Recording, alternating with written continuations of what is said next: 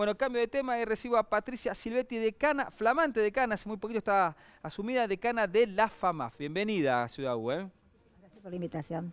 Bueno, el 1 de diciembre asumiste, El ¿verdad? 1 de diciembre fueron reelectos, digamos, los Ujú. decanos de las 15 facultades de la Universidad Nacional de Córdoba. Así que estamos muchos nuevos y otros continuando con las gestiones que habían iniciado. ¿Sí? Patricia, en este caso tuyo, pasaste a ser decana, había estado la decana Mirta Iriondo en hizo de licencia, estaba Gustavo Monti, quedó como vicedecano y ahora estás vos como decana. Así es. ¿Así se fue armando? Así se Armando. Bien. ¿Podemos ir un poquito más atrás? ¿Cómo llegaste a la Universidad Nacional de Córdoba? ¿Cómo llega Patricia Silvetti y de dónde llega? ¿Era de Córdoba, del interior? ¿De dónde No, venís? yo soy nacida en Córdoba. Ajá. Diríamos, como se dice comúnmente, nacida y criada en Córdoba. Bien. Soy cordobesa de pura cepa. Pasaporte completo. Pasaporte completo, pero por ejemplo, bueno, mi madre es cordobesa, pero mi padre de Santa Fe. Ajá. Y bueno, cuando iba al secundario, cuando tenía ya las materias de física, me interesó la física y bueno, ingresé al IMAF en esa época, Claro. que era el Instituto de Matemática, Astronomía y Física. Y bueno, que después en el 86 creo que aproximadamente pasó a la FAMAF, pero de Córdoba, y decidí de una entrar a la FAMAF. ¿Estaba clara la vocación ya en el colegio secundario? Sí, digamos, fue una carrera que me costó, digamos, no es una carrera, digamos, porque en realidad uno venía de una dinámica, digamos, que es el colegio secundario, donde si bien uno estudiaba, que era bastante diferente como es ahora la forma, digamos, y la cantidad de deberes y cosas que se daban en la casa, me costó digamos, la cantidad de horas, digamos que teníamos 2 veces por semana como doble escolaridad, y la verdad, el estudio permanente. ¿Sí? Claro. Porque en realidad el estudio era permanente, porque si bien habíamos tenido un ciclo de nivelación, porque en realidad ingresábamos con examen y con cupo, ¿sí? Cuando yo ingresábamos con examen y con cupo. En ese momento IMAF tenía 120 el número de cupos para las 3 carreras que existían, que era matemática, astronomía y física, computación todavía no. Y bueno, a uno le parecía que no iba a llegar al cupo, no sabías cuántos iban a presentar, entonces yo pasé todas las vacaciones estudiando, pero además venía de un año difícil porque el último año del secundario había tenido meningitis. Entonces tuve meningitis entre septiembre y octubre, y teníamos, creo que eran los trimestrales en esa época, o sea que tuve que rendir una cantidad de cosas de las materias del secundario, porque estuve como 1 mes y medio en mi casa, o sea, internada y después en mi casa, y entonces fue como que me faltaron como vacaciones. Entonces ese primer año me costó, entonces, pero bueno, después arranqué, digamos, y terminé. En eso que estás contando hay un dato que te quiero consultar, porque también hay como un estereotipo de pensar que la gente que va y estudia en el FAMAF son personas que son o muy inteligentes, ¿no? Y que va a ser una carrera siempre muy difícil. ¿Qué hay de verdad y qué hay de mito? Digo, ¿hay que estudiar? Sí, sabemos que hay que estudiar, pero tiene que ver justamente con eso. ¿Es así tan como parece? Digo, uno que lo mira de afuera por ahí.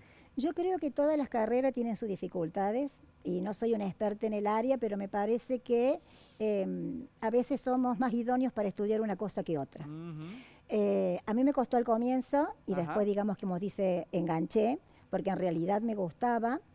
Y me parece que lo que ocurre es que por ahí la gente ingresa sobre todo porque es muy joven, muchos vienen de afuera, entonces se encuentran como con la primera libertad. Entonces la facultad es como una carrera, como si fuera el colegio. Uno tiene que estudiar todos los días porque las cosas se van acumulando.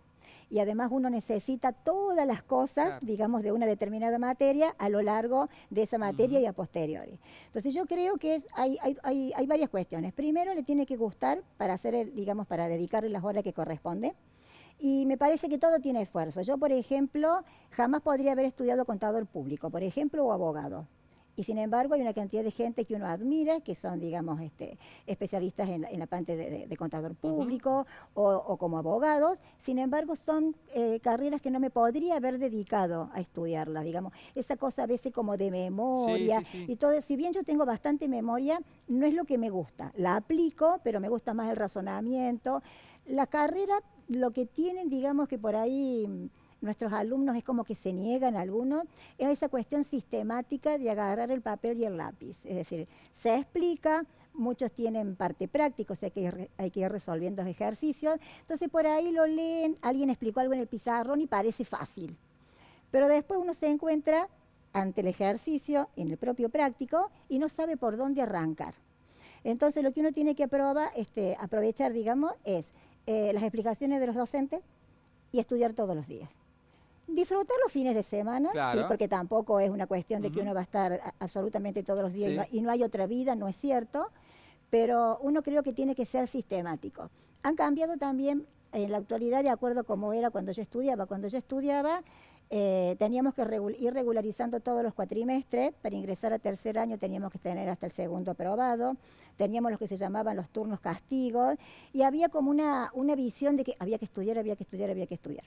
Los alumnos actualmente estudian, son muy buenos, ganan becas, ganan premios, tenemos excelentes profesionales afuera y súper jóvenes, pero también viven la vida. Que por ahí nosotros, yo ya soy grande, digamos, yo tengo 63 años, bien, entonces era como que teníamos otra vivencia y además nuestros propios profesores yo recuerdo que una compañera mía había quedado muy tocada una vez porque le había dicho, profe, no he podido terminar el trabajo, dice, pero lo voy a tener a la tarde. Entonces el profesor le dijo, duerma menos.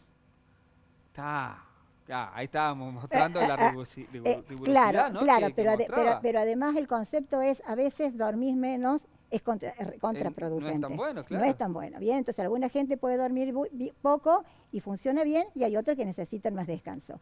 Pero yo creo que si a uno le gusta y le dedica tiempo, creo que todo el mundo puede hacer las carreras sin problemas. FAMAF hoy está visto como una facultad donde se produce una cantidad de ciencia también muy importante, aparte de la gente que estudia allí, se habla también que son las carreras más demandadas son como personas muy reconocidas también, incluso vemos personalidades de la ciencia mundial que destacan a la FAMAF. ¿Cuál es el desafío tuyo como decana, teniendo en cuenta este panorama y teniendo en cuenta también cómo la pandemia ha modificado algunas cuestiones que tienen que ver justamente con la educación superior? Bueno, a ver, lo voy a separar como en dos aspectos. Dale. Primero, que es la segunda parte que tiene que ver con la parte de la educación superior. Yo soy una convencida, lo mismo Gustavo Motti creo que lo dijo en una serie de entrevistas cuando estaba a cargo del decanato y creo que muchísimos profes de la facultad, que la educación de grado debe ser presencial. La educación es una definición importante la que la estás educación dando, de grado tiene que ser presencial. No voy a hablar de otras áreas, voy a hablar de la parte de física, de la parte de matemática, la parte de astronomía, la parte de computación. Si bien alguna gente en computación en la actualidad en la facultad está pidiendo la posibilidad de una enseñanza híbrida, sobre todo para las consultas y esas cosas. Pero creo que las carreras de grado tienen que ser presenciales. Presenciales porque aparece toda esta cosa de interrelacionarse con el compañero, de juntarse a estudiar, lo que uno no entiende, el otro a lo mejor sí se explican entre ellos, van y hacen consultas juntas en la facultad y se genera también esa relación con los profesores, que no es solamente la parte de la materia con la que tienen, las que les están dando clase, sino que ese profesor pertenece a un grupo de investigación que posiblemente tenga un laboratorio, o puede ser teórico, los invita normalmente al laboratorio, van al laboratorio, les cuenta qué investigaciones están haciendo, entonces se produce una vida, digamos, y hay un conocimiento que se desarrolla ahí. De educación, digamos, de las cuestiones necesarias para, digamos, para las carreras, pero además de los temas de investigaciones que se van haciendo. Existen los seminarios en las distintas secciones que se van dando, seminarios generales, donde van los estudiantes de grado. Entonces, esa vida universitaria es impagable. Yo puedo entender la educación, digamos, virtual para el posgrado, porque uno ya se ha formado bien en el conocimiento básico.